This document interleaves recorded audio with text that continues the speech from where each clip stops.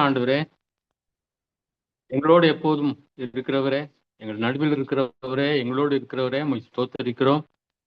இந்த கிருபையின் நாளிலும் கர்த்தாவே, ஆண்டவரை உம்மை ஆராதிக்க, உம்மை துதிக்க உதவி செய்தீங்க. அதுக்காக நன்றி செலுத்துகிறோம்.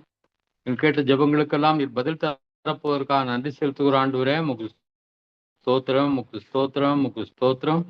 இந்த நாளின் செய்தியும் கர்த்தர் ஆசீர்வதித்தாரும். உம்முடைய கரம் கிருபையாய் எங்களை நடத்த வேண்டும் என்று கேட்கிறோம். பரிசுத்த ஆவியானவர் ஆண்டவரே கர்த்தாவே, ஏற்றபடி நான் கற்பிக்கத்தக்கதாக உதவி செய்யுங்க. ஆண்டவரை கேட்டு ஆண்டவரை ஆசீர்வாதம் பெற, பக்தி விருத்தி அடைய நீர் உதவி செய். இயேசு கிறிஸ்துவை நாம் கேட்கிறோம் நல்ல பிதாவே. ஆமேன், ஆமேன். கர்த்தர் நாம் மகிமைப்படுவதாக. தேவாதி தேவனுடைய கிருபை இரக்கம் உங்களோடு கூட இருந்து அற்புதமாய் வழி நடத்துவதாக. இந்த நாள்ல கலாத்திய நிருபத்திற்கு நாம் வந்திருக்கிறோம். இந்த கலாத்திய சபை இன்றைக்கு இருக்கிற ஈராக் அந்த நாட்டின் பகுதியில இருந்தது. இந்த வெளிப்படுத்தின விசேஷத்துல கூறப்படுகிற 7 சபைகளுமே அந்த இடத்துலதான் இருந்தது. அந்த ஈராக்கை சுற்றி தான் இருந்துச்சு. ஏசியா மைனர் என்று சொல்லி அப்போது அழைக்கப்பட்ட அந்த பிரதேசம் இருந்துச்சு. கிறிஸ்தவர்கள் அதிகமா இருந்தாங்க, சபைகள் நிறைய இருந்துச்சு. ஆனா அந்த இஸ்லாமியர்கள் போர் புரிந்து கொஞ்சம் கொஞ்சமா இந்த கிறிஸ்தவத்தெல்லாம் அழிச்சிட்டாங்க. அதுக்கு ஒரு காரணம் இந்த மக்களுடைய பேக் ஸ்லைடிங்கா இருக்கலாம். ஒருவேளை அவர் பின்வாங்கி போனதுனால ஆண்டவரை விட்டு ஒருவேளை அது நடந்திருக்கலாம். இந்த கலாத்திய திருச்சபை இதுல முக்கியமா கலாத்திற்கு என்ன எழுதுகிறார் அப்படின்னு சொன்னா, நியாயப்பிரமாணம் வெர்சஸ் கிருபை விசுவாசம் என்பதை குறித்து தான் அதிகமாக போதிக்கிறார். நான் சிலர் யூத மார்க்கத்தை அமைந்தவர்கள், யூத மார்க்கத்திலிருந்து இயேசு கிறிஸ்துவை ஏற்றுக்கொண்டல் நம்ம எல்லாரும் கட்டாயம் நியாயப்பிரமாணத்துக்கு சட்டங்களுக்கெல்லாம் கீழ்ப்படிய வேண்டும், விருத்த சேதனம் பண்ண வேண்டும் எல்லாம் போதிக்க ஆரம்பிச்சாங்க. அதனால அது தவறானது, விசுவாசம் தான் முக்கியம், கிருபை தான் முக்கியம் அப்படிங்கிறத பவுல் என்ன செய்யறார், அந்த கலாத்திய நிருபத்துல அதிகமாக எழுதுகிறார். 1ஆம் அதிகாரத்துல 1-3 வசனங்களை யாராவது வாசிப்போம். 1ஆம் அதிகாரம் 1-3. மனுஷராலும் அல்ல, மனுஷன் மூலமாயும் அல்ல, இயேசு கிறிஸ்துவினாலும் அவரை மரித்தோரிலிருந்து எழுப்பின பிதாவாகிய தேவனாலும் அப்போஸ்தலனாய் இருக்கிற பவுலுமாகிய நானும் என்னுடனே கூட இருக்கிற சகோதரர் எல்லோரும் கலாத்தியா நாட்டிலுள்ள சபைகளுக்கு எழுதுகிறதாவது, பிதாவாகிய தேவனாலும் நம்முடைய கர்த்தராகிய இயேசு கிறிஸ்துவினாலும் உங்களுக்கு கிருபையும் சமாதானமும் உண்டாவதாக.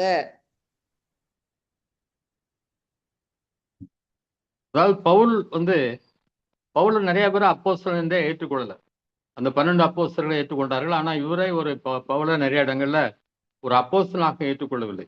அதனாலதான் அவரு, நான் மனிதரால் அல்ல, மனுஷன் மூலமாவும் அல்ல, இயேசு கிறிஸ்துவினாலும் அவரை மரித்தோர்ந்து எழுப்பின பிதாவாகிய தேவனாலும். அப்போ இயேசு கிறிஸ்துவை மரித்தோர்ந்து உயிரோடு எழுப்புறது யாருன்னா யாரு? பிதா. இயேசு கிறிஸ்துக்கு அதிகாரம் உண்டு, வல்லமை உண்டு உயிரோடு எழும்புறதுக்கு. ஆனாலும் என்ன செய்தார்? பிதாவாகிய தேவன் தான் அவரை உயிரோடு எழுப்பினார் என்று சொல்லி இங்க பாக்குறோம்.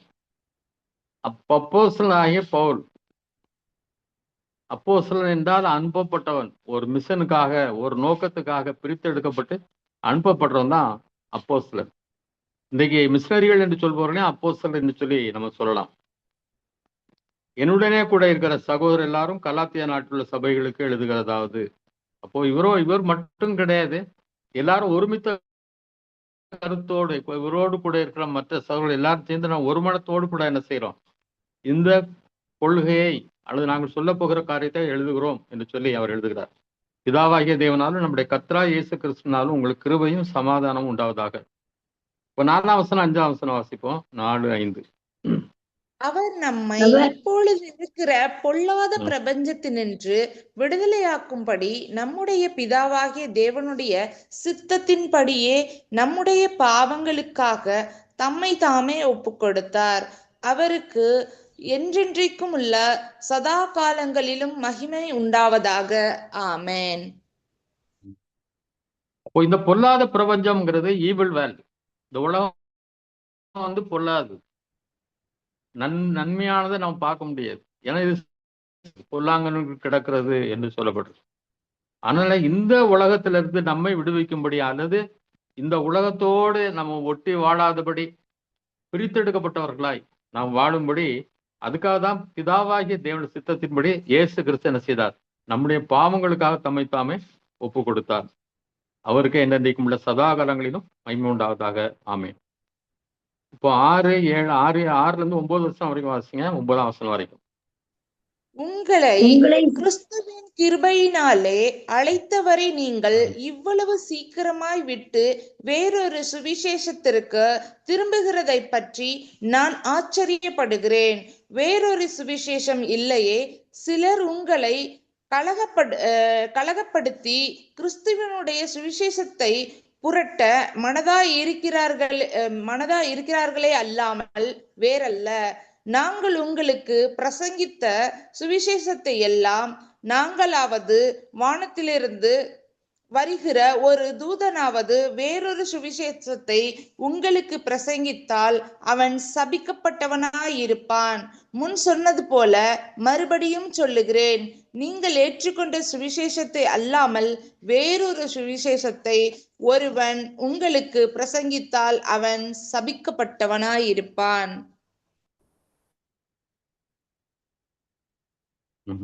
அப்போ வேறொரு சுவிசேஷம் இல்லையே என்று எழுதுகிறார். 6ஆம் வசனத்துல உங்களை கிறிஸ்துவின் கிருபையினாலே அழைத்தவரை. இப்போ கிருபையினால் தான் நம்ம அழைக்கப்பட்டோம். நம்மகிட்ட எந்த மெரிட்டும் கிடையாது. சிலர் சொல்லுவாங்க, நான் ஏற்கனவே நான் பக்தி உள்ளவன், அது சாமி மேலாம் ரொம்ப பக்தி உள்ளவன், மதத்து மேல ரொம்ப பக்தி உள்ளவன், அதனால பக்தி உள்ளவனே தமக்கு என்று தெரிந்து கொண்டார் சொல்லுவாங்க. அப்படி கிடையாது. பக்தி இருக்கோ பக்தி இல்லையோ, ஆண்டவருடைய கிருபை நம்மை தெரிந்து கொண்டதுதான் சொல்ல முடியும். ஏன் நம்மை தெரிந்து கொண்டார்னா அவருடைய கிருபை தான். கிருபையினால அவர் தெரிந்து கொண்டார். அதை விட்டு நீங்க வேறொரு சுவிசேஷம் திரும்புறதுக்கு ஆச்சரியப்படுகிறேன். வேற சுவிசேஷமே கிடையாது. சிலர் இதை புரட்ட மனதாக இருக்கிறார்கள். கிறிஸ்துவ சுவிசேஷத்தை புரட்டுவதற்கு மாற்றுவதற்கு என்ன செய்யறாங்க? முயற்சி செய்கிறார்கள். இதை யாராவது வேற எவனாவது வானத்துல தூதன் வந்தாலும் சரி, வேற யார் வந்து செய்தாலும் அவன் யாரு? அவன் எப்படிப்பட்டவன்? சபிக்கப்பட்டவன் என்று சொல்லுகிறார். அதை மறுபடியும் சொல்றார். கிறிஸ்து நம்முடைய பாவங்களுக்காக அடித்தார், சிலுவையில அடக்கம் பண்ணப்பட்டு உயிர்த்தெழுந்தார். விசுவாசிக்கிறோமா அவர்களுக்கு மீட்பு உண்டு உண்டு. நம்முடைய சுவிசேஷம். இப்போ 10 வரை 11, 12. இப்பொழுது நான் மனுஷரையா தேவனையா யாரை நாடி போதிக்கிறேன்? மனுஷரையா பிரியப்படுத்த போதிக்கிறேன். நான் மனுஷரையா பிரியப்படுத்த பார்க்கிறேன். நான் இன்னும் மனுஷரை பிரியப்படுத்துகிறவனாய் இருந்தால் நான் கிறிஸ்துவின் ஊழியக்காரன் அல்லவே. மேலும் சகோதரரே, என்னால் பிரசங்கிக்கப்பட்ட சுவிசேஷம் மனுஷருடைய யோசனையின் படியானதல்ல வென்று உங்களுக்கு தெரிவிக்கிறேன். நான் அதை ஒரு மனுஷனால் பெற்றதுமில்லை, மனுஷனால் கற்றதுமில்லை. இயேசு கிறிஸ்துவே அதை எனக்கு வெளிப்படுத்தினார்.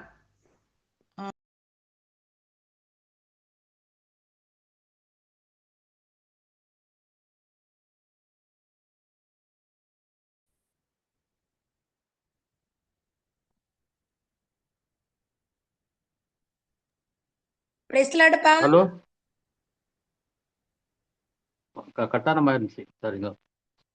அதாவது யாரை நாடி போதிக்கிறேன்? அதான் மனுஷரை நான் பிரியப்படுத்துவறேன் அல்ல, மனிதனை பிரியப்படுத்துவறா இருந்தா நான் கிறிஸ்துவன் ஊழியக்காரனே கிடையாது. அப்போ பிரசங்கம் என்பது யாரா மனிதனை பிரியப்படுத்தக்கூடியதா இருக்கக்கூடாது. இதெல்லாம் பேசினாதான் மனுஷங்களுக்கு பிரியமா இருக்கும், இதெல்லாம் விருப்பமானதுன்னு சொல்லி அது வந்து கடைசி காலத்துல அப்படிப்பட்ட பிரசங்கங்கள் தான் வரும்னு சொல்லி சொல்லப்பட்டிருக்கு. மற்றவங்களை சந்தோஷப்படுத்தி அனுப்புறது, திருப்திப்படுத்தி அனுப்புறதுக்காக கொடுக்குற மெசேஜ். ஆனா அப்படி இல்லை. நான் மனுஷரை பிரியப்படுத்துவதில்ல, தேவனை பிரியப்படுத்துகிறேன் என்று சொல்கிறார். இந்நாளே பிரசங்கிக்கப்பட்ட சுவிசேஷம் மனுஷருடைய யோசனைப்படியானதல்ல என்று உங்களுக்கு தெரிவிக்கிறேன். அதாவது நான் படுற பிரசங்கம் சுவிசேஷம்லாம் என்னுடைய யோசனைப்படியானதல்ல. நான் மனிதனிடத்துல பெற்றதும் இல்லை, மனிதத்துல கற்றுக்கொண்டதும் இல்லை. இயேசு கிறிஸ்துவே அதை எனக்கு வெளிப்படுத்தினார். அப்போ சுவிசேஷம் என்பது பவுலுக்கு யார் தான் வெளிப்பாடு? அதை பற்றி பின்னால அவர் எழுதுறார். இயேசு கிறிஸ்து தான் எனக்கு என்ன செய்தார், இதை வெளிப்படுத்தினார் என்று சொல்லுகிறார். 13-15 வாசிங்க. நான் யூத மார்க்கத்தில் இருந்தபோது என்னுடைய நடக்கையை குறித்து கேள்விப்பட்டிருப்பீர்கள். தேவனுடைய சபையை நான் மிகவும் துன்பப்படுத்தி அதை பாழாக்கி என் ஜனத்தாரில் என் வயதுள்ள அநேகரை பார்க்கிலும் யூத மார்க்கத்திலே தேறினவனாய் என் பிதாக்களுடைய பாரம்பரிய நியமங்களுக்காக மிகவும் பக்தி வைராக்கியம் உள்ளவனாய் இருந்தேன். அப்படி இருந்தும் நான் என் தாயின் வயிற்றிலிருந்தது முதல் என்னை பிரித்தெடுத்து தம்முடைய கிருபையினால் அழைத்த தேவன். இப்போ ஏற்கனவே இவர் நம்ம எப்படி இருந்தார் நமக்கு நம்ம படிச்சிருக்கிறோம். யூத மார்க்கத்தின் வைராக்கியம் உள்ளவரான்னு சபையை என்ன செய்தார், அதிகமாக துன்பப்படுத்தினார். ஆனாலும் தாயின் வயிற்றிலிருந்தது முதல் என்னை பிரித்தெடுத்த தேவன். அப்போ தாயின் வயிற்றிலே நம்ம என்ன செய்தார், ஆண்டவர் தெரிந்து கொடுக்கிறோம். அதனால்தான் இன்றைக்கு நம்ம இங்க இருக்கிறோம். எந்த மெரிட்டும் நம்மகிட்ட கிடையாது, எந்த தகுதியும் கிடையாது. ஆனால் தாயின் வயிற்றிலே ஏன் தெரிஞ்சு கொண்டார் அப்படின்னு சொன்னா அது கிருபை மட்டும். அதுதான் அதை கிருபை என்று சொல்கிறோம். ஏன் தெரிந்து கொண்டார் என்ன மட்டும், மற்றவங்க எல்லாம் தெரிந்து கொள்ளவில்லையே, என் குடும்பத்திலே எத்தனை பேரும் ரட்சிக்கப்படாம இருக்கிறாங்களே, ஏன் தெரிந்து கொண்டாரா? அது கிருபை. அது கிருபையினாலே அழித்த தேவன். 16-17 வாசிங்க. 16-17.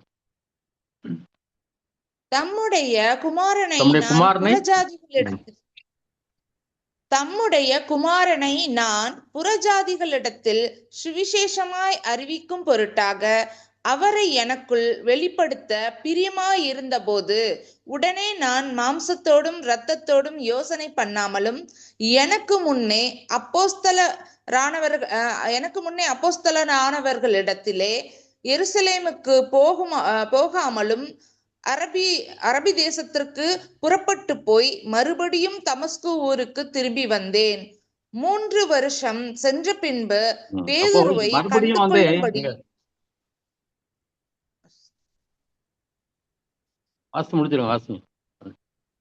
3 வருஷம் சென்ற பின்பு பேதுருவை கண்டு கொள்ளும்படி நான் எருசலேமுக்கு போய் அவனிடத்தில் 15 நாள் தங்கி இருந்தேன். கர்த்தருடைய சகோதரன் யாக்கோபு. சரிப்பா, ஓகே நோ ப்ராப்ளம். அப்போ இயேசு கிறிஸ்து தம்முடைய குமாரனை நான் புறஜாதிகளிடத்தில் சுவிசேஷமா அறிவிக்கும் பொருட்டாக அவரை எனக்கு வெளிப்படுத்த பிரியமாயிருந்த போது, அப்போ இவர் புறஜாதிகளிடத்துல சுவிசேஷம் அறிவிக்க முடியாது என்ன செய்யப்பட்டார், தெரிந்து கொள்ளப்பட்டார். அவருக்கு ஆனா ரொம்ப ஆசை என்னன்னா தன்னுடைய இஸ்ரவேலர்லாம் ரட்சிக்கப்படும் என்பதே விருப்பம் என்று சொல்லி ரோமர்ல சொல்றார். ஆனாலும் அவருக்கு புறஜாதிகளை சந்திக்க வேண்டும் என்பதுதான் தேவன் தெரிந்து கொண்டார். அப்போ அதை தேவன் வெளிப்படுத்த பிரியமா இருந்த போது நான் மாம்சத்தோடும் இரத்தத்தோடும் யோசனை பண்ணாமல், அப்போ நான் உடனே என்ன செய்யல, எப்படி நான் போறது, எவ்வளவு தூரம் எப்படி போக முடியும், என்னால முடியுமா அப்படின்னு சொல்லி நான் மற்ற காரியங்கள்லாம் அவர் என்ன செய்யல, பின்னால வரக்கூடிய காரியங்கள் எல்லாம் அவர் என்ன செய்யல, யோசனை பார்க்கல. மாம்சத்தோடும் இரத்தத்தோடும் யோசனை பண்ண. இப்போ மேரி இயேசுவின் தாயாக மரியாதை பார்த்தீங்கன்னா அவளுக்கு எவ்வளவு நிந்தைகள் வரும், அவமானங்கள் வரும், கஷ்டங்கள் வரும் அப்படின்னு சொல்லி தெரியும். ஆனாலும் அவங்க சொல்றாங்க தம்முடைய அடிமையின் தாழ்மையை அவர் நோக்கி பார்த்தார். இது முதல் எல்லா சந்ததிகளே பாக்கியவதி என்பார்கள் அப்படி சொல்லி அவங்க பாடுறாங்க. ஆனாலும் அவங்களுக்கு தெரியும் தனக்கு வரப்போற அவமானங்கள், நிந்தைகள், ஒரு தகப்பன் இல்லாதம கல்யாணம் ஆகாம குழந்தைய உண்டாக்குறதுங்கிறது எவ்வளவு அவமானங்கள் வரணும். அதெல்லாம் அவங்க யோசிக்காம ஆண்டவருடைய சித்தத்துக்கு அவர்கள் என்ன செய்தார்கள், கீழ்ப்படிந்தாங்க. அதே மாதிரிதான் பவுலும் மற்ற எல்லாத்தையுமே ஃபியூச்சர்ல என்ன வருங்கிற யோசிக்காம ஆண்டவருடைய வார்த்தைகளுக்கு என்ன செய்தார், கீழ்ப்படிந்தார். அதை மறுபடியும் அவர் மற்ற மனுஷனால எனக்கு இதை கற்றுக்கொள்ளல நற்செய்திங்கிறதுக்காக தான் நான் அப்போஸ்தலர் இடத்துல என்ன செய்யல, எருசலேமுக்கு போகல, அரபி தேசத்திலே இருந்து மறுபடியும் அரபி தேசத்துக்கு போயிட்டு மறுபடியும் தமஸ்கு வந்துட்டேன். 3 வருஷம் கழிச்ச பிறகு பேதுருவை கண்டுகொள்ளும் போய் அதுக்கப்புறம் 3 வருஷத்துக்கு பிறகுதான் இந்த சத்தியத்தை அறிந்து சுவிசேஷத்தை பிரசங்கிக்க பிறகு 3 வருஷம் கழிச்சுதான் அரபி பார்க்க போறாரு, பேதுருவை பார்க்க போறாரு. அங்க போய் என்ன செய்தாராம், 15 நாள் அங்கே தங்கி இருந்தேன். அப்போ யாரை மட்டும் பாக்குறாரு, யாக்கோபை தவிர வேற எந்த அப்போஸ்தலரையும் நான் பார்க்கல. ஏன்னா எல்லாருமே நாடுகளுக்கு புறப்பட்டு போய்விட்டார்கள். இப்ப 20 வாசிங்க. 20 24. நான் உங்களுக்கு எழுதியிருக்கிற இவைகள் பொய்யல்லவென்று தேவனுக்கு முன்பாக நிச்சயமாய் சொல்லுகிறேன். பின்பு சீரியா, சிசிலியா நாடுகளின் புறங்களில் வந்தேன். மேலும் யூதேயா தேசத்திலே கிறிஸ்துவுக்குள்ளான சபைகளுக்கு முன்மாதிரியானவனா இருந்தேன். முகமரியாதவனா இருந்தேன். முகமரியாதவனா இருந்தேன். முன்னே நம்மை துன்பப்படுத்தினவனே தான் அழிக்க தேடின விசுவாசத்தை இப்பொழுது பிரசங்கிக்கிறான் என்பதை மாத்திரம் அவர்கள் கேள்விப்பட்டிருந்து என்னை பற்றி தேவனை மகிமைப்படுத்தினார்கள். அப்போ மற்ற இடத்துக்குலாம் அவர் எங்குமே போகல. சீரியா, சிலிசியா நாடுகள் அந்த பக்கத்துல தான் அவர் போயிருக்கிறாரு. யூதேயா தேசத்துல உள்ளவங்களுக்கு என்ன செய்யாது. யூதேயா தேசம்னா இஸ்ரவேல் நாடுகளோடு அவங்க யாருக்குமே இவரை தெரியவே தெரியாது. ஏன்னா அவங்கள அங்க போய் அவர் என்ன செய்யல, ஊழியம் செய்யல, அதனால அவங்களுக்கு தெரியாது. ஆனா இவரை பத்தி கேள்விப்பட்டிருக்காங்க. இப்படி யூதரா புறப்பட்டு கிறிஸ்தவரெல்லாம் அழித்து கொண்டிருந்தவன் இப்போ ஆண்டவரை அறிந்து கொண்டு அவருடைய வார்த்தையை பிரசங்கித்து கொண்டிருக்கிறான் என்பதை மட்டும் கேள்விப்பட்டு அவங்க என்ன செய்தாங்க, அதற்காக தேவனுக்கு நன்றி செலுத்தி வந்தார்கள் என்று சொல்லப்படுகிறது. இப்போ 2ஆம் அதிகாரம் 1-2 வசனம், 2ஆம் அதிகாரம் 1-2. 14 வருஷம் சென்ற பின்பு நான் தீத்துவை கூட்டிக் கொண்டு பர்னபாவுடனே கூட மறுபடியும் எருசலேமுக்கு போனேன். நான் தேவ அறிவிப்பினாலே போய் புறஜாதிகளிடத்தில் நான் பிரசங்கிக்கிற சுவிசேஷத்தை அவர்களுக்கு விவரித்து காண்பித்தேன். ஆயினும் நான் ஓடுகிறதும் ஓடினதும் வீணாகாதபடிக்கு எண்ணிக்கை உள்ளவர்களுக்கே தனிமையாய் விவரித்து காண்பித்தேன். ஒரு 14 வருஷத்துக்கு பிறகுதான் எங்க போறாரு, மறுபடியும் தீத்துவை கூட்டிட்டு பர்னபாவோட கூட எருசலேமுக்கு போறார். இப்போ தேவ அறிவிப்பினாலே எப்போ சுய எண்ணத்தினால சுய சிந்தையில் அவர் போல தேவன் அவருக்கு போகும்படி அறிவிப்பு கொடுத்ததுனால உள்ளத்துல ஏவனதுனால அங்க போய் என்ன பண்றாரு, எப்படி நான் ஊழியம் செய்கிறேன் என்பதை அவர்களுக்கு விவரித்து காட்டுகிறார். அதுல என்ன சொல்லியிருக்காரு, நான் பிரசங்கிக்கிற அவையும் நான் ஓடுகிறதும் ஓடினது வீணாகாதபடிக்கு எண்ணிக்கை உள்ளவர்களுக்கே தனிமையாய் விவரித்து காண்பித்தேன். அதான் பப்ளிசிட்டி பண்ணல, நான் இப்படிலாம் ஊழியம் செய்யறேன், அப்படி பண்றேன், இப்படி போறேன், அந்த அற்புதம் நடந்துச்சுலாம் பப்ளிசிட்டி பண்ணல. ஏன்னா அதெல்லாம் என்ன ஆயிரும், அது பலனில் அவர் செய்த காரியங்களுக்கு பலன் கிடைக்காம போயிடும். அப்படிங்கிறதுனால என்ன பண்ணாரா, எண்ணிக்கை உள்ளவர்கள் அப்படின்னா அதாவது பிரசித்தமானவர்கள், இங்கிலீஷ்ல இன்ஃபுளுன்சியல் பர்சன்ஸ் அப்படின்னு இருக்கு. பிரபலமான அப்போஸ்தலருக்கு மட்டுமே, சில முக்கியமானவர்களுக்கு மட்டுமே அவர் என்ன செய்தார், அதை விவரித்து காண்பித்தார்.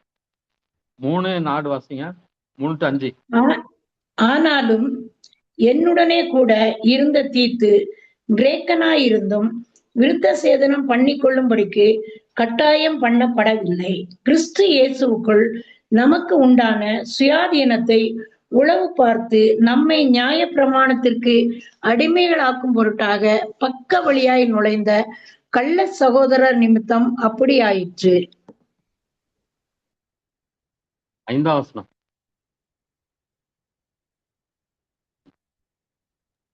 சுவிசேஷத்தின் சத்தியம் உங்களிடத்திலே நிலைத்திருக்கும்படி நாங்கள் ஒரு நாளிகையாகிலும் அவர்களுக்கு கீழ்ப்படிந்து இணங்கவில்லை. அப்போ தீத்து கிரேக்க நாட்டை சேர்ந்தவன், ஆனாலும் அவன் யூதன் கிடையாது, புறஜாதியான். ஆனாலும் அவன் என்ன பண்ணல, விருத்த சேதனம் பண்ணும்படி கட்டாயம் பண்ணவில்லை. இது எப்படி வந்துச்சுன்னா, கிறிஸ்து இயேசுக்கு நமக்கு உண்டான சுயாதீனத்தை உளவு பார்த்து நம்மை நியாயப்பிரமாணத்திற்கு அடிமைகளாக்கும் பொருட்டாக பக்க வழியாய் நுழைந்த கள்ள சகோதரர் நிமித்தம் அப்படி ஆயிட்டு. அப்போ கள்ள சகோதரர்கள், கள்ள உபதேசர்கள், கள்ள சுவிசேஷர்கள், கள்ள தீர்க்கதரிசிகள், கள்ள அப்போஸ்தலர்லாம் என்ன செய்வாங்க, வருவாங்கன்னு சொல்லப்படுது. அப்போ எதுக்காக அதெல்லாம் ஆண்டவர் அலோவ் பண்றாருன்னா, நம்ம வசனத்துல எப்படி இருக்கணும், திடமா இருக்கணும். என்ன கள்ள போதகங்கள் வந்தாலும் அதை என்ன பண்ணக்கூடாது, ஏமாந்துடக்கூடாது. அன்னைக்கு ஒருத்தர் சொன்னார், நான் இது வரைக்கும் அந்த ப்ராஸ்பரிட்டி டாக்டரின், அதான் நம்ம செழிப்பு உபதேசத்தை நான் நம்பாம இருந்தேன். ஆனாலும் அப்படி சாம்பி செலத்தோட மெசேஜ் ஒருத்தர் கேட்க சொன்னார். 2 மெசேஜ் கேட்டேன், அதுக்கு பிறகு எனக்கு நம்பிக்கை வந்துச்சு அப்படின்னு. அப்புறம் அதை குறித்து யோசிக்கும் போது ஆண்டவர் எனக்கு பல வசனங்களே அவர் எனக்கு நினைவுபடுத்தினார். அதான் ஆண்டவர் பரலோகத்திலே பொக்கிஷங்களை சேர்த்து வைங்கள் அப்படின்னு ஒரு இடத்துல சொல்றாரு. பவுல் எழுதும் போது உங்களுக்கு இருக்கிறது போதும் என்று எண்ணுங்கள் அப்படின்னு சொல்றார். செல்வந்தனாக தீவிரிக்காதே என்று சொல்லி பிரசங்கி எழுதுகிறார்.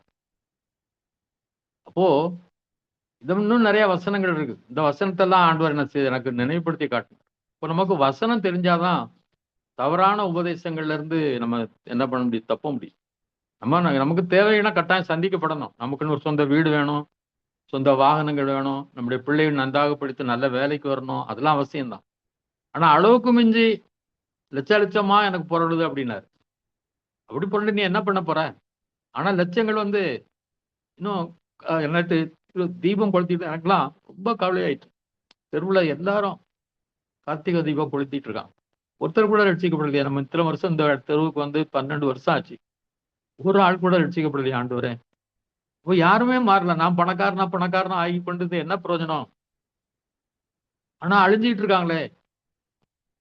எத்தனையோ பேர் இருக்கணும் கண்ணு திறக்காம, அறிய முடியாம, சாத்தானுடைய வஞ்சகத்தினால் அழிஞ்சிட்டு இருக்காங்களே. அவங்க ரட்சிக்கப்படுறதானே முக்கியம். அன்றைக்கு பணக்காரரா இருந்த எல்லாத்தையும் விட்டு தூக்கி போட்டுட்டு அங்க இருந்து இந்தியாவுக்கு வந்தாங்களே. ஸ்டட் என்று ஒருத்தர் உண்டு. அவருக்கு நிறைய செல்வத்தை பிரிச்சு கொடுத்தாங்க. பெரிய கிரிக்கெட் பிளேயர் இங்கிலாந்துல. அவங்க அப்பா கொடுத்தாரு. எல்லாத்தையும் மிஷினரி ஒழித்து கொடுத்துட்டு இந்தியாவுக்கு வந்தார். கடைசியில பரிதாபமா செத்து போனாங்க அவங்க எல்லாரும். நிறைய பேர் நாட்டுக்கு திரும்பி போகல. நிறைய பேர் திருமணமும் பண்ணல. குழந்தைகள் எல்லாம் வரும்போதே, கப்பல்ல வரும்போதே, அப்பெல்லாம் பிளைட்லாம் கிடையாது, கப்பல்ல வரும்போதே குழந்தையெல்லாம் இறந்து போய் கடல்லே தூக்கி போட்டு வந்தாங்க. அப்படிலாம் வந்தாங்க. அதனாலதான் இன்றைக்கு நான் கொஞ்சம் கிறிஸ்தவம் இன்றைக்கு நிலைத்து இருக்கிறது. நிறைய கிராமங்கள்லாம் இன்றைக்கு சுவிசேஷம் அறிவிக்கப்பட்டு அன்றைக்கு சர்ச்சஸ் எல்லாம் உண்டாச்சு. இங்க திருநெல்வேலி மாவட்டம், தூத்துக்குடி மாவட்டம்லாம் போய் பார்த்தீங்கன்னா தெரியும். சின்ன சின்ன கிராமங்கள் இருக்கும். அங்க ஒரு சின்ன சர்ச் இருக்கும், ஒரு சின்ன ஸ்கூல் இருக்கும். யார் உருவாக்கியது? நாமா? எல்லாத்தையும் விட்டுட்டு போயிட்டாங்களே. இன்றைக்கு ஊழியக்காரங்க தன்னுடைய சொத்தெல்லாம் வேற யாருக்கும் போயிடக்கூடாது, தன்னுடைய வாரிசு அடுத்த பாஸ்டரா கொண்டுடுறாங்க. ஆனா அவங்க அப்படி செய்யல, விட்டுட்டு போயிட்டாங்க. ஆனா நம்ம ரொம்ப தெளிவா இருக்கணும். நம்முடைய தேவைகள்லாம் சந்திக்கப்படணும். நம்ம பட்டினியா இருக்கணும் 3 வேளை அப்படிலாம் அவசியம் கிடையாது. நம்முடைய தேவைகள்லாம் சந்திக்கப்படணும். நல்ல வீடு வேணும், வாகனங்கள் வேணும், பிள்ளைகளுடைய நல்ல படிப்புல உயர்ந்து வரணும், நம்ம சுகமா வியாதி இல்லாம சந்தோஷ சமாதானமா இருக்கணும். அதெல்லாம் முக்கியம்தான். ஆனா அவர் லட்சத்துக்கு மேல லட்சம் சேர்ந்து என்ன பண்ணியும் கொடுத்தா, ஆண்டவர் கொடுத்துட்டு நல்ல சம்பளத்தை கொடுத்து பிள்ளைகளை ஆசீர்வதிச்சா சந்தோஷம்தான். ஆனா அதை விரும்பக்கூடாது.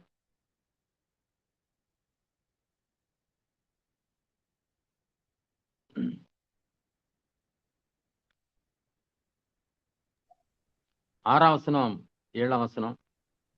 அல்லாமலும் எண்ணிக்கை உள்ளவர்களாய் இருந்தவர்கள் எனக்கு ஒன்றும் போதிக்கவில்லை. அவர்கள் எப்படிப்பட்டவர்களாய் இருந்தாலும் எனக்கு கவலை இல்லை. தேவன் மனுஷரிடத்தில் பட்சபாதம் உள்ளவர் அல்லவே. அதுவும் அல்லாமல் விருத்த சேதனம் உள்ளவர்களுக்கு அப்போஸ்தலனாய் இருக்கும்படி பேதுருவை பலப்படுத்தினவர் புற ஜாதிகளுக்கு அப்போஸ்தலனாய் இருக்கும்படி என்னையும் பலப்படுத்தினபடியால். அதாவது மறுபடியும் அவங்க எண்ணிக்கை உள்ளவர்கள் சொல்றாரு. அதாவது முக்கியமான அப்போஸ்தலர்கள் அவங்கதான் எண்ணிக்கை உள்ளவர்கள், இன்ஃபுளுன்சியல் பர்சன்ஸ் அப்படின்றார். அவங்க ஒண்ணும் எனக்கு கத்துக் கொடுக்கல. அது யாரா இருந்தா எனக்கு கவலை இல்லை. தேவன் மனிதத்தில் பெரிய ஊழியக்காரன், சின்ன ஊழியக்காரன், முதல்ல அழைக்கப்பட்டவன், சீனியர், ஜூனியர், அதெல்லாம் அவர் நினைச்சல. பட்சபாதெல்லாம் பார்க்கல. விருத்த சேதனம் உள்ளவர்களுக்கு அவர்கள் அப்போஸ்தலர்கள், அது பேதுரு போன்றவர்கள். பிரஜாதிகளுக்கு அப்போஸ்தலன் ஆகும்படி என்னையும் பலப்படுத்தினார். அதனால வேற வேறுபாடு கிடையாது எங்களுக்குள்ள அப்படிங்கிறத அவருக்கு காட்டுறார். இதெல்லாம் சொல்றதுக்கு முக்கிய காரணமே ஆண்டவர் தான் எனக்கு வெளிப்படுத்தினார். ஆண்டவர் தான் எனக்கு யாரும் கற்றுக் கொடுத்தோ மனுஷனால நான் வரல, அப்போஸ்தலன் கிடையாது, தேவனால் நான் தெரிந்து கொள்ளப்பட்டவன் அப்படிங்கிறத உறுதிப்படுத்தும்படிதான் இந்த காரியங்களை எல்லாம் அவர் அங்க எழுதிட்டு வர்றார். 8ஆம் வசனம் 10ஆம் வசனம் வாசிங்க. விருத்த சேதனம் உள்ளவர்களுக்கு சுவிசேஷத்தை பிரசங்கிக்கும்படி பேதுருவுக்கு கையளிக்கப்பட்டது போல விருத்த சேதனம் இல்லாதவர்களுக்கும் பிரசங்கிக்கும்படி அது எனக்கும் கையளிக்கப்பட்டது என்று அவர்கள் கண்டு எனக்கு அளிக்கப்பட்ட கிருபையை அறிந்த போது தூண்களாக எண்ணப்பட்ட யாக்கோபும் கேபாவும் யோவானும் தாங்கள் விருத்த சேதனம் உள்ளவர்களுக்கும் நாங்கள் புறஜாதிகளுக்கும் பிரசங்கிக்கும்படி அந்நியோந்திய ஐக்கியத்திற்கு அடையாளமாக எனக்கும் பர்னபாவுக்கும் வலதுகை கொடுத்து தரித்திரரை நினைத்துக் கொள்ளும்படிக்கு மாத்திரம் சொன்னார்கள். அப்படி செய்யும்படி அதற்கு முன்னமே நானும் கருத்துள்ளவனாயிருந்தேன். அப்போ பேதுரு அதவங்களாம் அவங்க தூண்கள் மாதிரி ஊழியத்துல அப்போஸ்தலர்கள் தான். அந்த 3 பேர் தான் பிரதான தூண்கள். அந்த பேதுரு, யோவான், யாக்கோபு. அவர்களுக்கு விருத்த சேதனம் உள்ள இஸ்ரவேலருக்கு பிரசங்கிக்கும்படி ஆண்டவர் அவர்களை தெரிந்து கொண்டார். ஆனா விருத்த சேதனம் இல்லாத புறஜாதி மக்களுக்கு அப்போஸ்தலனாகிய தேவன் என்ன செய்தார்? தெரிந்து கொண்டார். இதை அவங்க புரிஞ்சிட்டாங்க. அந்த மற்ற அப்போஸ்தலர்கள், பிரதான அப்போஸ்தலர் புரிஞ்சுக்கிட்டு என்ன செய்தாங்க? எனக்கு அளிக்கப்பட்ட கிருபை அறிந்த போது தூண்களாக எண்ணப்பட்ட யாக்கோபும் கேபாவும் யோவானும் தாங்கள் விருத்த சேதனம் உள்ளவர்களுக்கும் நாங்கள் புறஜாதிகளுக்கும் பிரசங்கிக்கும்படி அந்யோன்ய ஐக்கியத்திற்கு அடையாளமும் எனக்கும் பர்னபாவுக்கும் வலது கை கொடுத்து, அதான் நாங்க உங்களை ஆதரிக்கிறோம், நீங்களும் தேவனால் தெரிந்து கொள்ளப்பட்டோம், நாங்க இஸ்ரவேலுக்கு அப்போஸ்தலரா தெரிந்து கொள்ளப்பட்டோம், நீங்க வந்து புறஜாதிகளுக்கு அப்போஸ்தலரா தெரிந்து கொள்ளப்பட்டீங்க என்று சொல்லி வலது கை கொடுத்தல், அதாவது தன்னுடைய ஆதரவை அவளுக்கு தெரிவிக்கிறது. அவள் கை கொடுத்து அவளை நாங்க support you, will be with you, நான் உங்களோட இருப்போம்னு சொல்லி கை கொடுத்துட்டு ஒன்னே ஒன்று மட்டும் சொன்னாங்க, தரித்திரரை நினைத்து கொள்ளும்படிக்கு மடத்தரம் சொன்னார்கள். அப்படி செய்யும்படி அதற்கு முன்னமே நானும் கருத்து உள்ளவனாக இருந்தேன். அப்போ ஊழியத்துல ஏழைகளை நினைத்துக் கொள்வது என்பது ரொம்ப ரொம்ப முக்கியமான ஒன்று. எனக்கு சிஎஸ்சியில ஒரு காரியம் பிடிக்கும். என்னன்னா, இந்த கிறிஸ்துமஸ் டைம்லாம் பூவர்க்குன்னு ஒரு ஃபண்ட் வைப்பாங்க. எப்பவுமே அந்த பட்ஜெட்ல பூவர்க்குன்னு ஒரு ஃபண்டை வச்சிருப்பாங்க. அதுல இருந்து என்ன பண்ணுவாங்க, நிறைய ஏழைகளுக்கு சர்ச்சைக்கே வராதவங்களா இருப்பாங்க, ஆனா அவங்களுக்கு கூட என்ன பண்ணுவாங்க, இந்த சாரீஸ் எடுத்து கொடுக்கறது, வேட்டி எடுத்து கொடுக்கறது, தரமான இதெல்லாம் என்ன செய்வாங்க, எடுத்து கொடுப்பதும். ஏன்னா தரித்திர நினைத்து கொள்றதுல இருக்கிற ஆசீர்வாதம், ஏகப்பட்ட ஆசீர்வாதம் இருக்கு இல்லையா? ஏழைக்கு கொடுக்கிறோம், கர்த்தருக்கு கடன் கொடுக்கிறோம், அதை அவர் திரும்ப கொடுப்பார். சபைக்கு கொடுக்கறது கூட அதை என்ன செய்வார், அதை கடன் கொடுக்கறதா சொல்லப்படல. ஆனா அப்படி, ஆனா எனக்கும் இந்த கருத்து நான் ஏற்கனவே எனக்கு இருந்தது என்று சொல்லி நினைக்கிறேன். அதனால ஏழைகளுக்கு கொடுக்கறதுல எவ்வளவு கொடுக்கறதுக்கு மூலமோ உங்களால முடிஞ்சதை கொடுக்க முனைவு கொடுங்க. எங்க வீட்டுக்கு ஒரு வேலைக்கு ஒரு அம்மா வருவாங்க, இப்போ வயசாயிடுச்சு, சரியா வேலை செய்ய முடியல.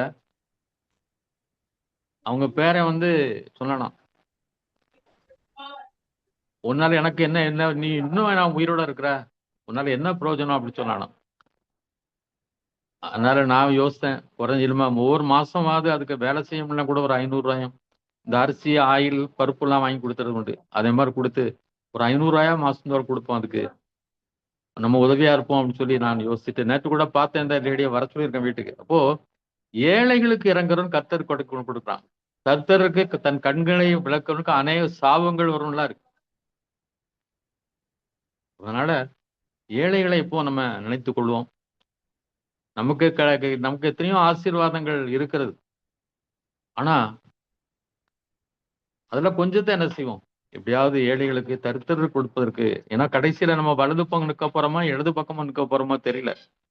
வலது பக்கமா இருக்கணும்னா இந்த என்ன சொல்வாரு, இந்த ஏழைகளுக்கு நீங்க என்னெல்லாம் செய்தீங்களோ அது எனக்காகவே செய்தீங்கன்னு சொல்லுவார்.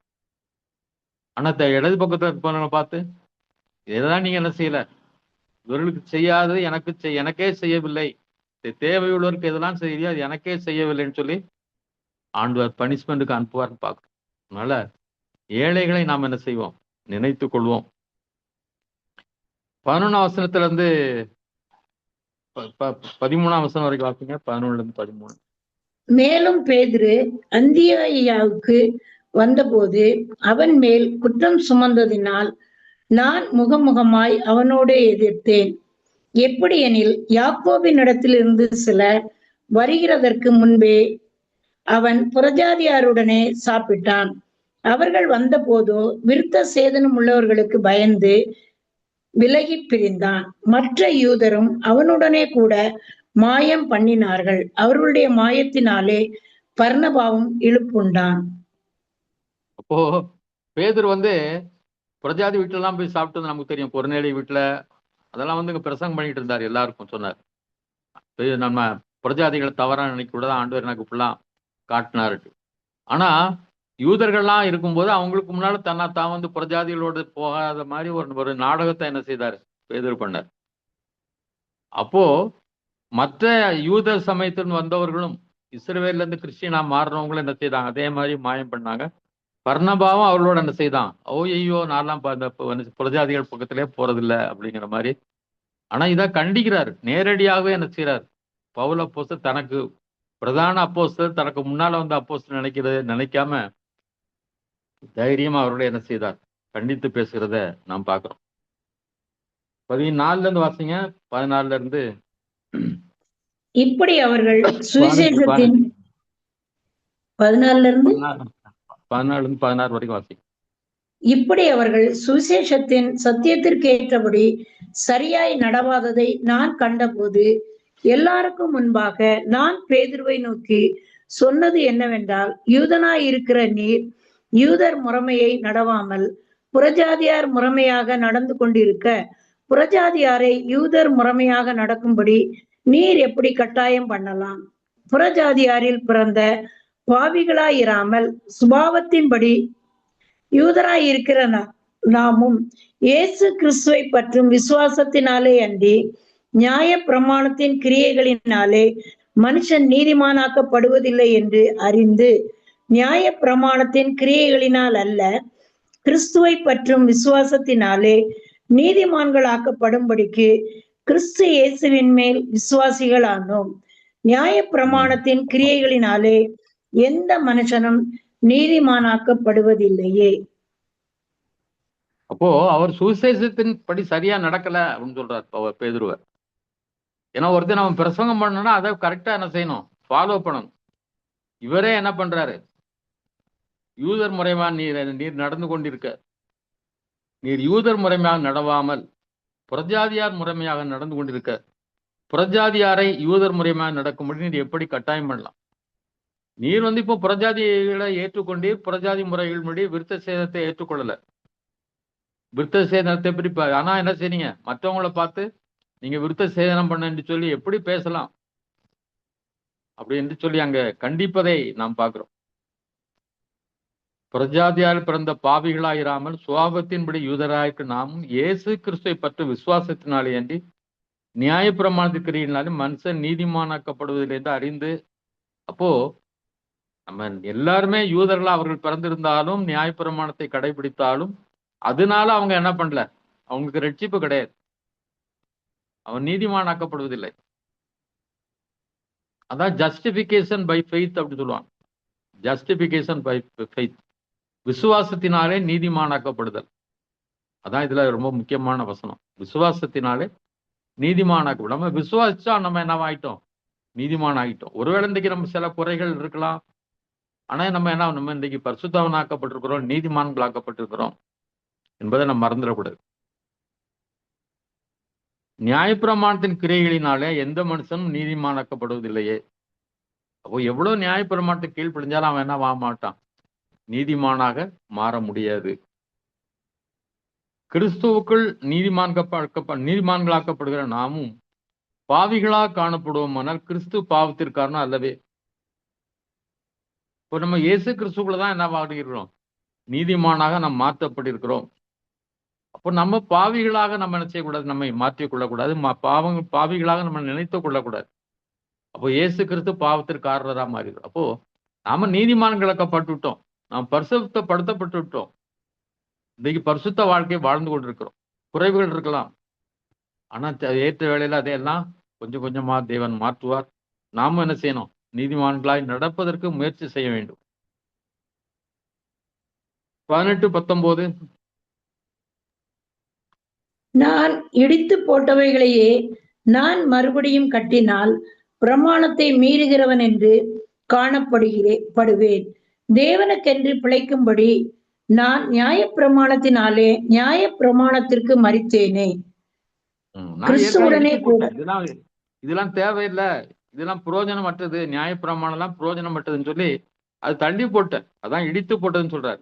அதை மறுபடியும் என்ன செய்யக்கூடாது, அந்த உபதேசத்தை மறுபடியும் கொண்டு வரக்கூடாது. அதையும் மறுபடியும் கட்டினால் அப்படின்னா மறுபடியும் அந்த உபதேசத்துக்குள்ள என்ன செய்யக்கூடாது, போகக்கூடாது. எதுல தீர்மானமா வந்துட்டோமோ நியாயப்பிரமாணம் அல்ல, அதனால என்ன செய்வதில்லை, கிறிஸ்துவுக்கு பிரியமா மாற முடியாது, ரட்சிப்பு கிடையாது, நீதிமானாக முடியாது என்று தெரிந்து கொண்டோம். மறுபடியும் அதை என்ன செய்யக்கூடாது, அந்த நியாயப்பிரமாணத்துக்கு உள்ளே போகக்கூடாது என்பதைத்தான் அங்கே சொல்கிறார். தேவனுக்கென்று பிழைக்கும்படி நான் நியாயப்பிரமாணத்துக்கு மரித்தேனே. இப்போ நியாயப்பிரமாணத்தை என்ன செய்த, அதை அகற்றி விட்டு, அதுதான் மரித்தல். அது சரியில்லை, அதனால நீதிமான் ஆக்கப்படுவதில்லை, அதை ஓரங்கட்டி விட்டேன். அப்போ தேவனுக்கென்று பிழைக்கணும்னு சொன்னா அந்த நியாயப்பிரமாண சட்டங்களுக்கு நாம் என்ன செய்யக்கூடாது, கீழ்ப்படியக்கூடாது. 20:21 கிறிஸ்துவுடனே கூட சிலுவையில் அறையப்பட்டேன், ஆயினும் பிழைத்திருக்கிறேன். இனி நான் அல்ல, கிறிஸ்துவே எனக்குள் பிழைத்திருக்கிறார். நான் இப்பொழுது மாம்சத்தில் பிழைத்திருக்கிறதோ, என்னில் அன்பு கூர்ந்து எனக்காக தம்மை தாமே ஒப்பு கொடுத்த தேவனுடைய குமாரனை பற்றும் விசுவாசத்தினாலே பிழைத்திருக்கிறேன். நான் தேவனுடைய கிருபையை விருதா வாக்குகிறதில்லை.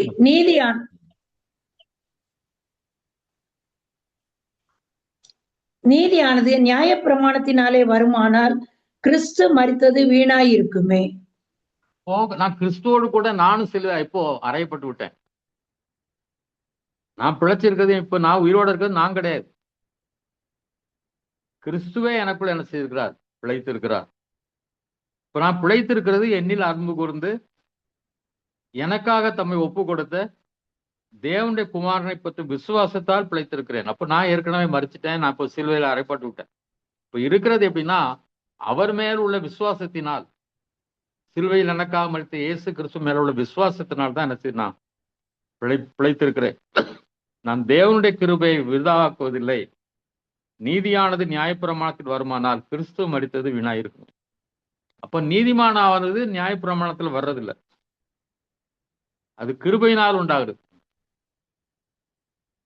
நான் தேவனுடைய கிருபை விருதாக்க வாக்கல, ஏன்னா நான் கிருபை தான் சார்ந்து இருக்கிறேன். அந்த கிருபையினால என்ன செய்யணும், நீதிமானாக்கப்பட்டிருக்கிறேன்.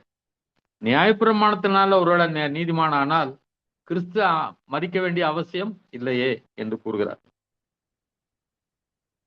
3ஆம் அதிகாரத்துல 1-2 வசனங்களை வாசிங்க.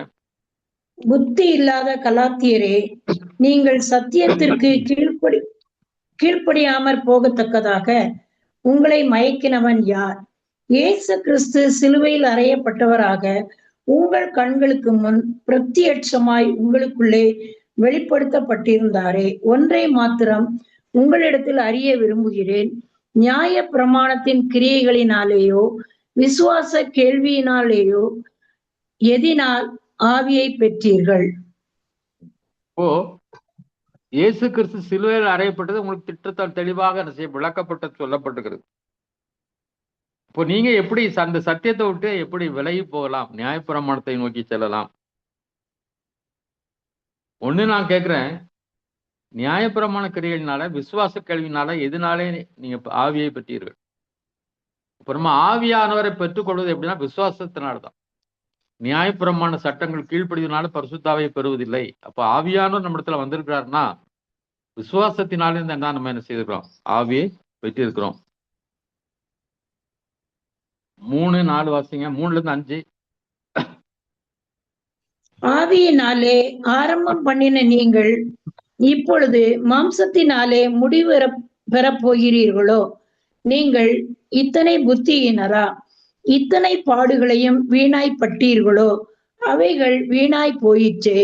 அன்றியும் உங்களுக்கு ஆவியை அளித்து உங்களுக்குள்ளே அற்புதங்களை நடப்பிக்கிறவர் அதை நியாய பிரமாணத்தின் கிரியைகளினாலேயோ விசுவாச கேள்வியினாலேயோ எதினாலே செய்கிறார்? நம்முடைய வாழ்க்கை ஆவிக்குரிய வாழ்க்கை. ஆவியின் சட்டத்தை கீழ்ப்படிந்து நடக்கக்கூடிய ஒரு வாழ்க்கை. இதை என்ன செய்யக்கூடாது, மாம்சிக பிரகாரமாக இந்த நியாயப்பிரமாணத்து கட்டில் கீழ்ப்படுகிறது, விருத்த சேதனம் பண்றது, இதனால என்ன செய்யக்கூடாது, அதை அந்த மாம்சத்துல முடிச்சிடக்கூடாது. அப்ப ஏன் இவ்வளவு பாடு நீங்க பட்டீங்க? அதெல்லாம் இந்த பாடுகள்லாம் பட்டது எதுக்காகன்னா, எல்லாம் இந்த நியாயப்பிரமாணத்து கீழ்ப்படியாமல் கிறிஸ்துவின் ஆவியை பின்பற்றி நடந்தனால, கிறிஸ்துவை பின்பற்றினால்தான் இத்தனை பாடுகள் உங்களுக்கு. இதெல்லாம் வீணான பாடுகளாய் போகிறதே என்று கூறுகிறார். 5ஆம் வசனம். 5 வருஷமா அன்றியும் உங்களுக்கு ஆவி அளித்தப்போ அற்புதங்கள் நடந்ததும் இப்படிதான். நியாயப்பிரமாணம் செய்தனால அற்புதம் நடக்கல, விசுவாசத்தினாலதான். நம்ம விசுவாசிக்கிற ஆண்டவர் இது எனக்கு செய்வார், இந்த அற்புதத்தை செய்வார், இந்த காரியத்தை வெற்றியை தருவார் என்று சொல்லி விசுவாசிப்பதனால தான் என்ன கிடைக்குது, அந்த அற்புதங்கள் நடக்குது. அது நியாயப்பிரமாணத்தினால இல்ல அப்படிங்கிறதை அவர் சொல்கிறார். 6:7. அப்படியே ஆபிரகாம் தேவனை விசுவாசித்தான், அது அவனுக்கு நீதியாக எண்ணப்பட்டது.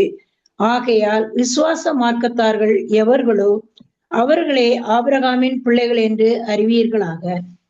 இப்ப ஆபிரகாம் என்ன செய்யல, எந்த கிரியையும் செய்யல, அவன் தேவனை விசுவாசித்தான், அது அவனுக்கு என்ன செய்யுது, அதனால அவன் நீதிமான் என்று காணப்பட்டான். இப்போ யார் விசுவாசத்தை நம்ம இப்ப விசுவாசத்துல ஆண்டவரை பின்பற்றுறோமோ அவர்களே யாருடைய பிள்ளைகள், ஆபிரகாமுடைய பிள்ளைகள்.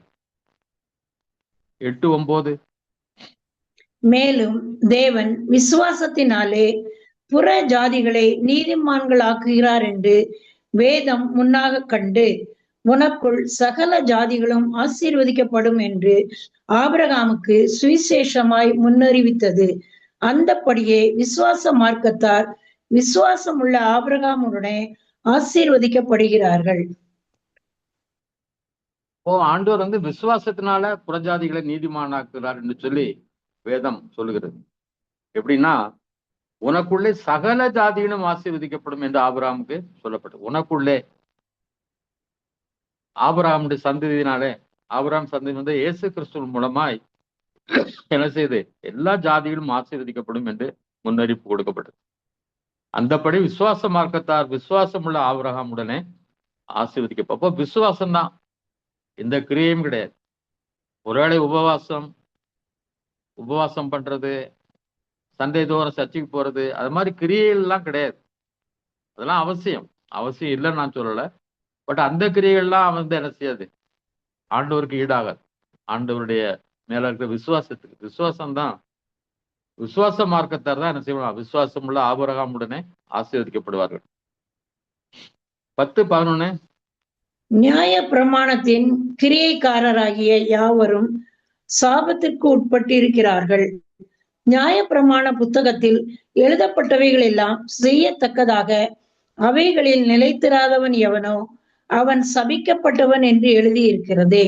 நியாய பிரமாணத்தினாலே ஒருவனும் தேவனிடத்தில் நீதிமான் ஆகிறதில்லை என்று வெளியரங்கமாயிருக்கிறது. ஏனெனில் விசுவாசத்தினாலே நீதிமான் பிழைப்பான் என்று எழுதியிருக்கிறதே. அப்போ நியாயப்பிரமாணத்துக்கு உட்பட்டது, அது சாபத்துக்கு உட்பட்டவர்கள். ஏன்னா அந்த நியாயப்பிரமாணத்துல ஒன்னே ஒண்ணு செய்யறதுனா கூட அவன் சபிக்கப்பட்டவன் ஆயிப்பான். ஆனால் அதனால ஒரு நியாயப்பிரமாணத்துல ஒருவனும் என்ன செய்யும், நீதிமான் ஆக முடியாது. விசுவாசத்தினால்தான் நீதிமான் பிழைப்பான். இப்போ விசுவாசம்தான் நம்மை நீதிமாக்கிறது. அந்த விசுவாசத்தினாலே தான் நம்ம என்ன செய்யறோம், நீதிமானாக்கப்படும். இந்த பொருத்தனை பண்றது, அதை குறித்து நம்ம ரொம்ப யோசிக்கணும். பண்ணாது செய்திருங்க, ஆனா பொருத்தனைலாம் படணும்லாம் அவசியம் கிடையாது. சிலர் அப்படிலாம் பொருத்தனை, உனக்கு தெரிஞ்சிட்டு ஒரு டீச்சர் ரொம்ப நல்ல பக்தியா இருப்பாங்க, அவங்க ஹஸ்பண்டுக்கு இந்த பேரலிட்டிக் வாத நோய் வந்துடுச்சு, முகம்லாம் ஒரு மாதிரி போயிடுச்சு. அவர் அங்குள்ள இந்த ஒரு பாலிடெக்னிக்ல பிரின்சிபலா இருந்தார். அதனால அவங்க ஜோம் பண்ணி, எனக்கு அடுவரே எனக்கு கணவருக்கு சோமாக எனக்கு வந்தாலும் பரவாயில்ல அப்படின்னு ஜோம் பண்ண, கடைசியில் இவங்களுக்கு வந்துடுச்சு. அப்படிலாம் ஜோம் பண்ணவே கூடாது. இந்த காது எனக்கு ஞாபகம் வந்துச்சு, அதனால சொல்றேன். அப்படிலாம் பொருத்தனை பண்ணிலாம் ஜெபம் பண்ணாதீங்க. ஆண்டவர் நம்முடைய விசுவாசம் உள்ள ஜெபத்தை கனம் பண்ணுகிறார், அதற்கு பதில் அளிக்கிறார். விசுவாசத்துல தான் நம்ம வெற்றி பெறணும். விசுவாசமே அன்றி வேறொன்றும் இல்லை என்பதை நம்ம என்ன செய்யணும், புரிந்து கொள்ள வேண்டும். 12:13. நியாய பிரமாணமோ விசுவாசத்திற்கு உரியது அல்ல, அவைகளை செய்கிற மனுஷனே அவைகளால் பிழைப்பான். மரத்திலே தூக்கப்பட்ட எவனும் சபிக்கப்பட்டவன் என்று எழுதியிருக்கிறபடி கிறிஸ்து நமக்காக சாபமாகி நியாய பிரமாணத்தின் சாபத்திற்கு நம்மை நீங்களாக்கி மீட்டுக் கொண்டார். இப்போ நியாய பிரமாணம் விசுவாசத்துக்குரியதல்ல, யார் அதை செய்யறானோ அவன் தான் பிழைப்பான் அப்படின்றது. ஆனா இயேசு கிறிஸ்து என்ன செய்தாராம், மரத்தில் தூக்கப்பட்டவன் அல்லது சிலுவையில் அறையப்பட்டவன் சபிக்கப்பட்டவன். ஆனா இயேசு கிறிஸ்து நமக்காக என்னவாயிட்டாராம், சாபமானார். சாபமாக மாறி நம்மை சாபத்திற்கு என்ன செய்தார்? அந்த நியாயப்பிரமாண சாபத்திற்கு என்ன செய்தார்? நீங்களாக்கி விட்டார். 14ஆம் வசனம். ஆபிரகாமுக்கு உண்டான ஆசீர்வாதம் கிறிஸ்து இயேசுவினால் புறஜாதிகளுக்கு வரும்படியாகவும் ஆவியை குறித்து சொல்லப்பட்ட வாக்குத்தத்தத்தை நாம் விசுவாசத்தினாலே பெரும்படியாகவும் இப்படி ஆயிற்று. சகோதரரே, மனுஷர் முறைமையின்படி சொல்லுகிறேன், மனுஷர்களுக்குள்ளே உறுதி பண்ணப்பட்ட உடன்படிக்கையை ஒருவனும் தள்ளுகிறதும் இல்லை, அதனோட ஒன்றையும் கூட்டுகிறதும் இல்லை. இதுல பாத்தீங்கன்னா அவர் நமக்காக பாவியாக மாறினார். இங்க சபிக்கப்பட்டவனாய் மாறினார், சாபமாக மாறினார் சொல்லி நம்ம சாபத்திலிருந்து மீட்கப்பட்டதுக்கு. அப்ப அதனாலதான் நமக்கு இன்றைக்கு என்ன செய்யுது? அந்த ஆசீர்வாதம், ஆபிரகாமுடைய ஆசீர்வாதம் நமக்கு கிடைச்சிருக்கிறது. அந்த ஆபிரகாமுக்கு உண்டான ஆசீர்வாதம் கிறிஸ்து இயேசுவினால் புறஜாதிகளுக்கு கிடைக்கும்படியாக ஆவியை குறித்து சொல்லப்பட்ட வாக்குத்தத்தை நாம் விசுவாசத்தினாலே பெரும்படியாகவும் இப்படி ஆயிட்டு. அப்போ விசுவாசம்தான் அந்த நியாயப்பிரமாண சாபத்துக்கு நீங்களாகி ஆபிரகாமுடைய ஆசீர்வாதத்தை நம்ம பெற்றுக் கொள்வதற்கு உதவியாயிருப்பது விசுவாசம் மட்டுமே. அதாவது 430 வருஷத்துக்கு முன்னால மனுஷன் முறை சொல்லுகிறேன், மனுஷர்கள் கூட உறுதி பண்ணப்பட்ட உடன்படிக்கை ஒருவனும் தள்ளுகிறது இல்லை, அதனாலே ஒன்றையும் கூட்டுவதும் இல்லை. ஒரு உடன்படிக்கை பண்ணிட்டா அதை யாரும் மாற்ற முடியாது. ஒரு தகப்பன் ஒரு உயிர் எழுதி வச்சுட்டாங்கன்னா, இந்த மகனுக்கு இந்த சொத்தை நான் கொடுக்குறேன் அல்லது இந்த வீட்டை கொடுக்குறேன்னா அதை வேற யாரும் என்ன செய்ய முடியாது, மாற்ற முடியாது. அது போல ஆபிரகாமுக்கும் அவருடைய சந்ததிக்கும் வாக்குத்தத்தங்கள் பண்ணப்பட்டன. சந்ததிகளுக்கு என்று அநேகரை குறித்து சொல்லாமல் உன் சந்ததிக்கு என்று ஒருவனை குறித்து சொல்லி இருக்கிறது அல்லவா, அந்த சந்ததி கிறிஸ்துவே. அப்போ வாக்குத்தத்தங்கள் உன் சந்ததிகளுக்குன்னு சொல்லல, உன் சந்ததிக்கு என்று ஒருவனை சொல்கிறார். அப்ப ஆபிரகாமுடைய சந்ததி யாருன்னா இயேசு கிறிஸ்து. அந்த இயேசு கிறிஸ்துவை பற்றி அவர் என்ன செய்யிருக்காரு, சொல்லி இருக்கிறார். அடுத்தது 17-19 வரைக்கும் வாசிங்க. 17, 18, 19. ஆதலால் நான் சொல்லுகிறது என்னவெனில், கிறிஸ்துவை முன்னிட்டு தேவனால் முன் உறுதி பண்ணப்பட்ட உடன்படிக்கையை 430 வருஷத்திற்கு பின்பு உண்டான நியாய பிரமாணமானது தள்ளி வாக்கு தத்தத்தை வியர்த்தமாக்க மாட்டாது. அன்றியும் சுதந்திரமானது நியாய பிரமாணத்தினாலே உண்டானால் அது வாக்கு தத்தத்தினாலே உண்டாயிராது. தேவன் அதை ஆபிரகாமுக்கு வாக்கு தத்தத்தினாலே அருளி செய்தாரே. அப்படியானால் நியாய பிரமாணத்தின் நோக்கம் என்ன? வாக்கு தத்தத்தை பெற்ற சந்ததி வருமளவும் அது அக்கிரமங்களின் நிமித்தமாக கட்டப்பட்டு தேவ தூதரை கொண்டு மத்தியஸ்தன் கையிலே கட்டளையிடப்பட்டது. அதாவது வாக்கு தத்தம் என்ன? வாக்கு தத்தம் உன் சந்ததி அப்படி சொன்னார். உன் சந்ததி மூலம் ஆசீர்வதிக்கப்படுவாங்கன்னு சொன்னார். அப்ப அந்த வாக்கு தத்தத்தை அது 430 வருஷத்துக்கு பிறகுதான் என்ன செய்யற, ஏதோ கொடுக்கப்படுது, நியாயப்பிரமாணம் கொடுக்கப்படுது. அப்போ ஏற்கனவே கொடுக்கப்பட்ட அந்த வாக்கு தத்தம் 430 வருஷத்துக்கு பிறகு சொல்ல கொடுக்கப்பட்ட அந்த நியாயப்பிரமாணத்தினால் என்ன செய்யாது, அதை வீணாக மாத்தாது, வியர்த்தமாக்க மாட்டாது. அப்போ சுதந்திரம் நமக்கு கிடைத்த இந்த ஆவிக்குரிய சுதந்திரம் இன்றைக்கு நியாயப்பிரமாணத்தினால் உண்டாகாமல் வாக்குத்தத்தினாலே என்ன செய்து உண்டாயிருக்கிறது. தேவன் அதே ஆபிரகாமுக்கு வாக்குத்தத்தினால் என்ன செய்தார், கொடுத்திருக்கிறார். அப்போ நம்ம இன்றைக்கு நியாயப்பிரமாணத்தை பின்பற்றுவதில்ல, அவருடைய வாக்குத்தத்தை என்ன செய்ய, அவருடைய சந்ததியாக வாக்குத்தத்தை பின்பற்றுவதாக நாம் காணப்படுகிறோம். அப்போ எதுக்காக நியாயப்பிரமாணம் கொடுக்கப்பட்டதுன்னா, அந்த சந்ததியாக இயேசு கிறிஸ்து வர்ற வரைக்கும் அக்கிரமங்கள் செய்கிற அந்த பாவிகளுக்கு சில கட்டளைகளை நியமங்களை கொடுக்க வேண்டும் என்பதற்காக அது என்ன செய்ய கொடுக்கப்பட்டது. அந்த சந்ததியாக இயேசு கிறிஸ்து வந்த பிறகு அது அவசியமற்றது. உங்களுக்கு புரியும் நினைக்கிறேன்.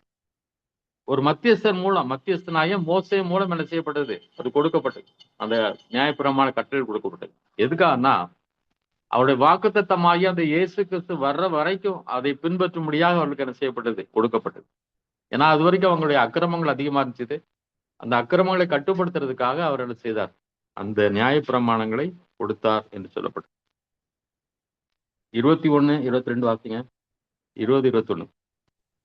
மத்தியஸ்தன் ஒருவனுக்குரியவன் அல்ல, தேவனோ ஒருவர்.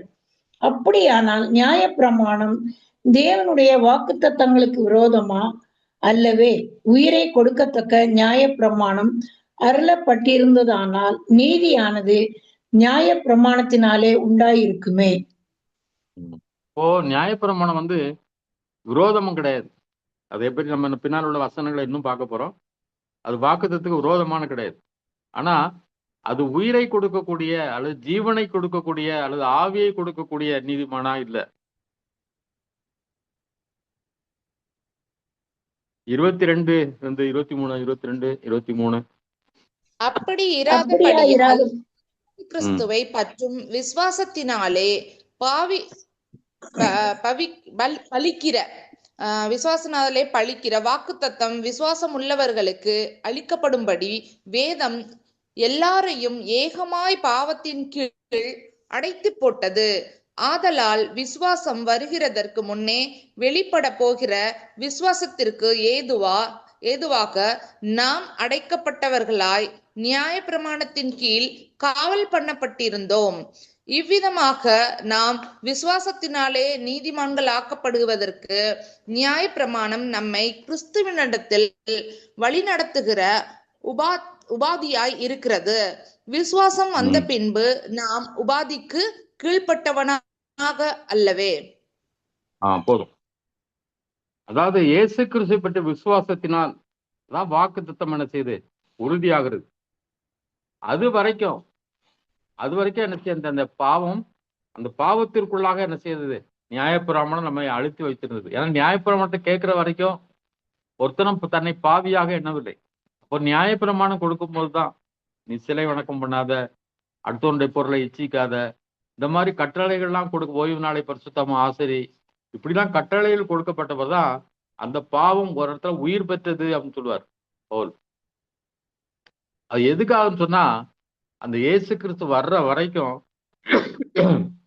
நம்ம எங்க இருந்தோம், அந்த நியாயப்பிரமாணத்துக்கு கீழே ஒரு காவல் மாதிரி, ஒரு பாதுகாப்பு மாதிரி அந்த வசனங்களை என்ன செய்து கொண்டிருந்தது, காத்து கொண்டிருந்தது.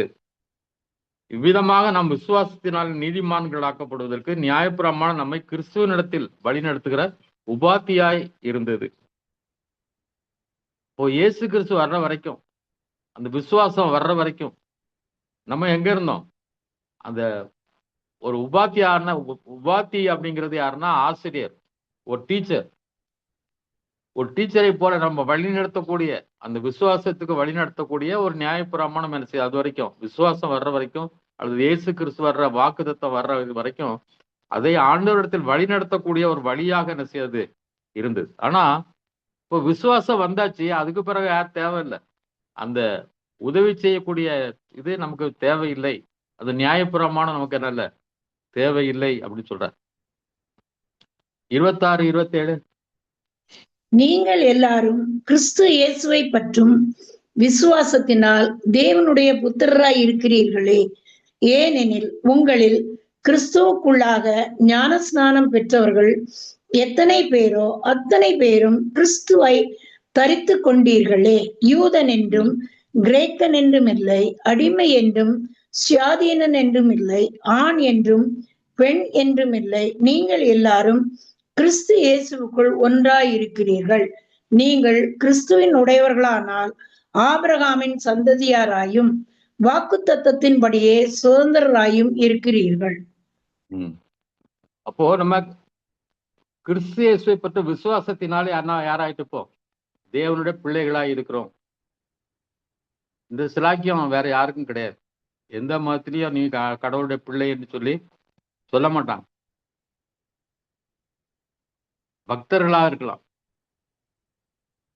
ஆனா யாரும் அவருக்கு பிள்ளைகளாய் தேவனுக்கு மாற முடியாது. ஆனா இயேசு கிறிஸ்துவை நம்ம விசுவாசிக்கும் போது நாம் அவருடைய பிள்ளைகளாகும் நமக்கு என்ன செய்யறா, அதிகாரத்தை கொடுத்துக்கிறார் என்று சொல்லி யோவான்ல சொல்லப்பட்டிருக்கு.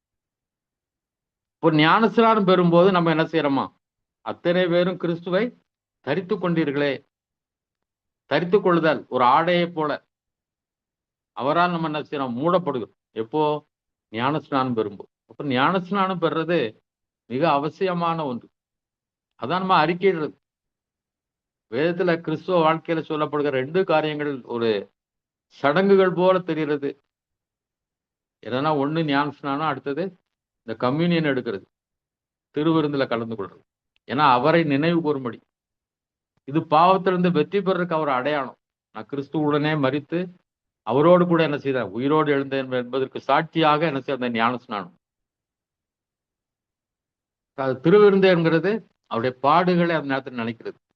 எனக்காக இவ்வளவு பாடுபட்டீங்களே, இவ்வளவு கஷ்டப்பட்டீங்களே, எனக்காக இவ்வளவு ரத்தம் சிந்தினீங்களேன்னு சொல்லி என்னை நினைவு கூறும்படி என்ன செய்யுங்கள் என்றார். இந்த ரெண்டையும் தான் சாக்ரமெண்ட்ஸ் சொல்லுவாங்க இங்கிலீஷ்ல.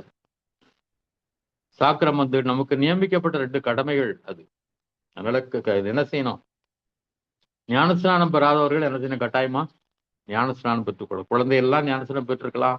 அப்போ நம்ம விசுவாசம் நமக்கு கிடையாது. இப்போ விசுவாசத்தினாலே நம்ம என்ன செய்யணும், ஞானஸ்நானம் பெறணும். அதான் உண்மையான ஞானஸ்நானம். நீங்கள் கிறிஸ்துவின் உடையவர்களாயும் ஆபிரகாமின் சந்ததியாராயும் வாக்குத்தத்தத்தின்படி சுதந்திரராயும் இருக்கிறீர்கள்.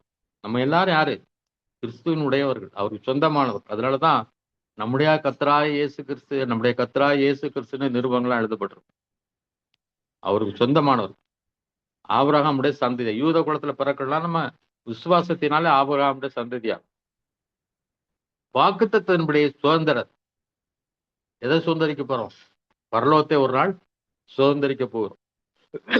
அதனால இந்த உலகத்தையும் என்ன செய்வோம், சுதந்திரிப்போம். தேவன் பெரிய கிருபையை நமக்கு தந்திருக்கிறார். யூத குலத்துல பிறக்கிறதுனால புறஜாதிகளா இருந்தாலும் அவருக்கு சொந்தமானவர்களா இருக்கிறோம், ஆபிரகாமுடைய சந்ததியா இருக்கிறோம். அடுத்தது இயேசு கிறிஸ்துவோடு கூட அவருக்கு என்ன சுதந்திரம் உண்டோ அதே சுதந்திரத்துல நம்ம என்ன செய்கிறோம், பங்கு பெற போகிறோம். கர்த்தர் தாமே இந்த வார்த்தைகளை ஆசீர்வதிப்பாராக. அடுத்த 3 அதிகாரத்திலையும் கர்த்தர் சித்தமானால் அடுத்த வாரத்துல பார்ப்போம். கர்த்தர் நாமம் மகிமைப்படுவதாக. கர்த்தர் உங்களையும் குடும்பத்தையும் ஆசீர்வதிப்பாராக. ஜெபம் செய்வோம். எங்கள் அன்பின் தகப்பனே, ஆண்டவரே, புறஜாதிகளில் இருந்த எங்களையும் ஆண்டவரே கர்த்தா விசுவாசத்தினாலே நீதிமான்களாக்கினீர். ஆண்டவரே, உமக்கு சொந்தமாக மாற்றினீர், உம்முடைய பிள்ளைகளாய் மாற்றினீர். ஆண்டவரே, உம்முடைய இயேசு கிறிஸ்துவோடு சுதந்திரராக எங்களை மாற்றி இருக்கிறீர். ஒரு நாள் நாங்களும் அந்த பரலோகத்திலே வந்து ஆண்டவரே முகமுகமாய் உம்மை தரிசிக்க போவதற்காக நன்றி செலுத்துகிறோம். அதற்காக நன்றி செலுத்துகிறோம். நீர் எங்களுக்காக, இயேசு கிறிஸ்து எங்களுக்காகப்பட்ட பாடுகளுக்காக, எங்களுக்காக சிந்திய இரத்தத்துக்காக நாங்கள் ஆசீர்வாதமாக மாறும்படி எங்களுக்காக சாபமானதற்காக நன்றி செலுத்துகிறோம். ஆண்டவரே, நீர் எங்களை, இயேசு கிறிஸ்து எங்களுக்காக சாபமானீரே. ஆண்டவரே, சபிக்கப்பட்டீரே பா, நன்றி செலுத்துகிறோம் ஆண்டவரே, நன்றி செலுத்துகிறோம். இயேசு கிறிஸ்து நாம் கேட்கிறோம் நல்ல பிதாவே. ஆமேன்.